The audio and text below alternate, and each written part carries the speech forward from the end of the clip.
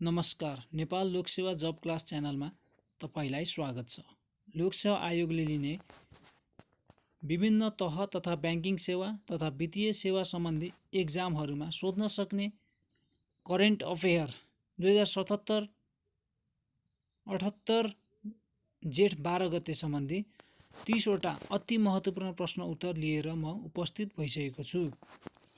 त्यसैले भिडियो अन्त्यसम्म हेर्नुहोला र तपाईलाई एउटा कुरा के जानकारी गराउँ भनेदेखि लोकसेवा ब्याङ्किङको तयारी गरेर बस्नुभएका धेरै साथीहरूलाई सहयोग होस् भनेर हामीले फ्रीमा पीडीएफ फाइल वितरण गर्दैछौँ। पीडीएफको लागि तपाईँ आफ्नो जीमेल आइडी यो भिडियोको कमेन्ट बक्समा कमेन्ट गर्नुहोला।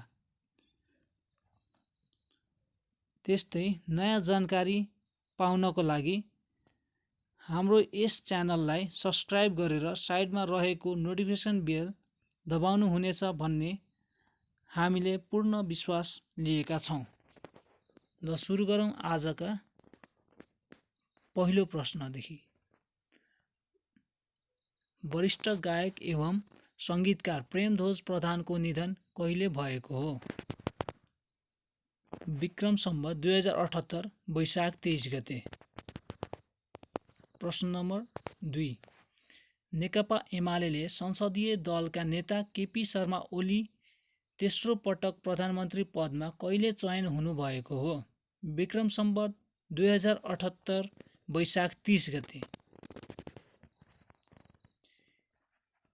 इकोनोमिक अर्ली सिस्टम भन्नाले के बुझिन्छ? वित्तीय क्षेत्रमा आउन सक्ने जोखिमको पूर्वानुमान र मुलुकलाई सम्भावित वित्तीय सङ्कटबाट जोगाउने उद्देश्यले राष्ट्रिय योजना आयोगद्वारा सुरुवात गर्न थालिएको पद्धति हो। नेपालमा पहिलो राष्ट्रिय पत्रकारिता दिवस कहिले मनाएको हो? विक्रम सम्वत 2073 वैशाख 24 गते। प्रश्न नम्बर 5। प्रथम विश्वयुद्ध कहिले अन्त्य भएको थियो? सन् 1918 नोभेम्बर 11 मा। प्रश्न number 6। Sweet cream, coated red, Antigua orange, discovery yellow कुन फुलका प्रकार हुन्? सयपत्री। प्रश्न नम्बर 7। अम्लेख गजको पुरा नाम भिक्षाखोरी हो भने वाल्मिकी नगरको पुरा नाम के हो? भैसालोटन। प्रश्न नम्बर 8। पृथ्वीले आफ्नो अक्षमा घुम्ने प्रक्रियालाई के भनिन्छ? परिभ्रमण। प्रश्न नम्बर 9। सामान्यतया ओजन तह वायुमण्डलको कति उचाइमा रहेको हुन्छ? 25 देखि 40 किलोमिटरको उचाइमा। प्रश्न नम्बर 10। पाश्चात्य राजनीतिका कौटिल्य भनी कसलाई चिनिन्छ? मेकियावेली। प्रश्न नम्बर 11। हिमनदीले बगाएर ल्याएको हिमोढुङ्गा, माटो, बालुवा, झारपात आदिले नदीलाई रोकी बन्न जाने ताललाई के भनिन्छ? हिमोड ताल। प्रश्न नम्बर 12।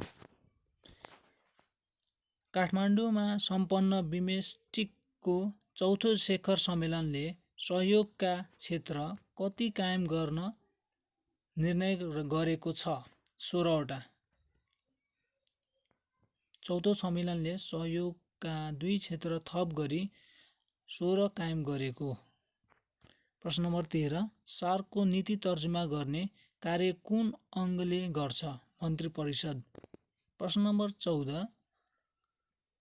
आवश्यकतामा आधारित उत्प्रेरणाको सिद्धान्त प्रतिपादक को हुन्? Abraham Maslow.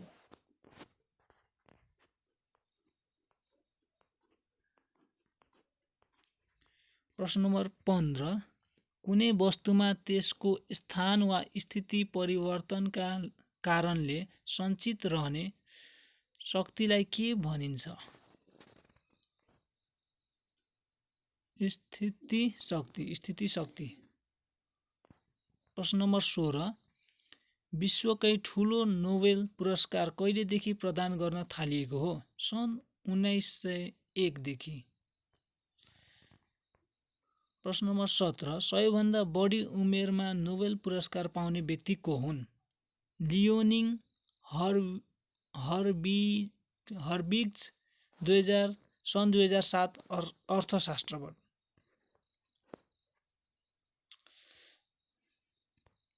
प्रश्न नम्बर 18 दोर्दी खोला जलविद्युत आयोजनाको उत्पादन क्षमता कति छ?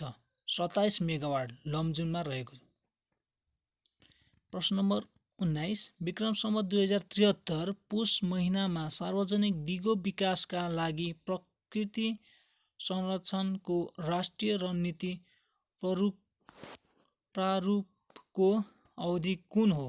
विक्रम सम्वत 2072 देखि 2087 सम्म। प्रश्न नम्बर 20 युरो मुद्रालाई कहिलेदेखि प्रचलनमा ल्याएको हो? विक्रम सम्वत 2002 जनवरी 1 देखि। प्रश्न नम्बर 21 चाल शक्ति भन्नाले के बुझिन्छ? वस्तुमा हुने चालका कारणले उत्पन्न हुने शक्ति अर्थात् चाल अवस्थामा रहेको वस्तुमा सञ्चित शक्ति। प्रश्न नम्बर 22 छोरीलाई दाइजोका रूपमा चिउरीको बोट दिने चलन कुन जातिमा रहेको छ? चेपाङ जातिमा। प्रश्न नम्बर 23 नेटुवा जातिको बसोबास कहाँ रहेको छ? कपिलवस्तुको शुद्धोधनमा। प्रश्न नम्बर 24 हालको निजामती